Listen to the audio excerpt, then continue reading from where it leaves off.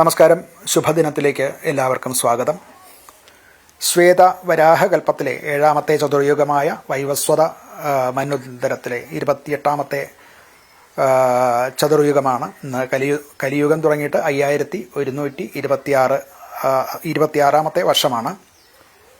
ഇന്ന് കലിദിന സംഖ്യ വരുന്നത് 18,72,422ാമത്തെ ദിവസമാണ്. മലയാള സമ്പ്രദായത്തിലെ കൊല്ലവർഷം 1200-ാം ആണ്ട് കർക്കിടക മാസം 15-ാം തീയതിയാണ്.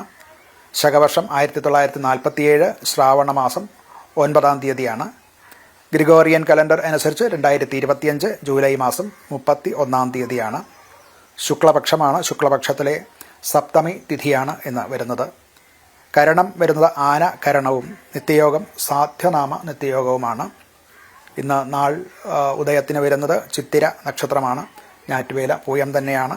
ഇന്ന് ദിവസം വ്യാഴത്തിൻ്റെ കാലഹോരയിൽ തുടങ്ങുന്ന ദിവസമാണ്.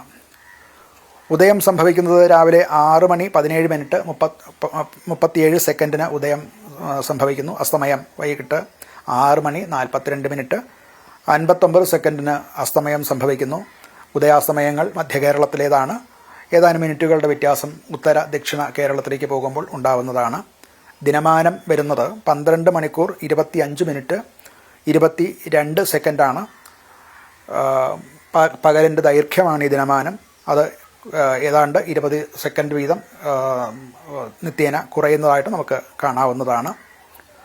ഇന്ന് രാഹുകാലം സംഭവിക്കുന്ന ഉച്ചയ്ക്ക് 2:03 തുടങ്ങി 3:36 വരെയുള്ള സമയത്താണ്.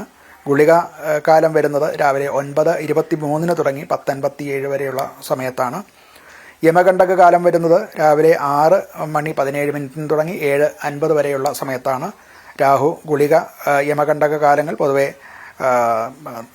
അനുകൂലമായിട്ടുള്ള സമയമല്ല. ആ കാലം ശുഭകർമ്മങ്ങൾക്കോ യാത്രയ്ക്കും മറ്റുമൊക്കെ ഉപയോഗിക്കാതിരിക്കുവാൻ ശ്രദ്ധിക്കേണ്ടതാണ്. ഇന്ന് ചന്ദ്രാഷ്ടമം സംഭവിക്കുന്നത് കുംഭക്കൂറുകാർക്കാണ്. അവിട്ടം, ചതയം, പൂരൂരുട്ടാതി നക്ഷത്രക്കാരാണ് കുംഭക്കൂറിൽ വരുന്നത്. അവരെ സംബന്ധിച്ചിടത്തോളം ഇന്ന് 8ാം ഭാവത്തിൽ ചന്ദ്രൻ വരികയാൽ ഇന്നത്തെ ദിവസം പൊതുവെ അനുകൂലമല്ല. പ്രധാനപ്പെട്ടതായിട്ടുള്ള കാര്യങ്ങൾക്ക് തുടക്കം കുറിക്കുക, യാത്ര മുതലായവ, പ്രധാനപ്പെട്ട യാത്രകൾ ഇവയൊക്കെ ഇന്ന് സാധിക്കുമെങ്കിൽ മാറ്റിവെക്കേണ്ടതാണ്.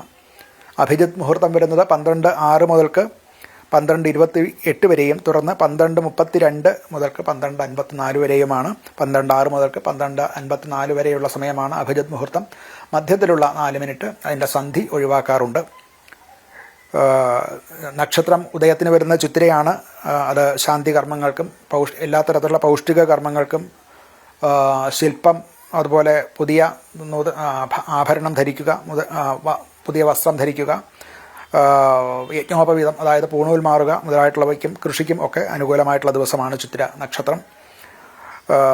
തിഥി വരുന്നത് സപ്തമിയാണ്. സപ്തമി തിഥിക്കും വിവാഹാദികൾക്കും പുതിയ വസ്ത്രം ആഭരണാദികൾക്കും ഒക്കെ അത് ധരിക്കുന്നതിനും ഒക്കെ വളരെ നല്ലതാണ്.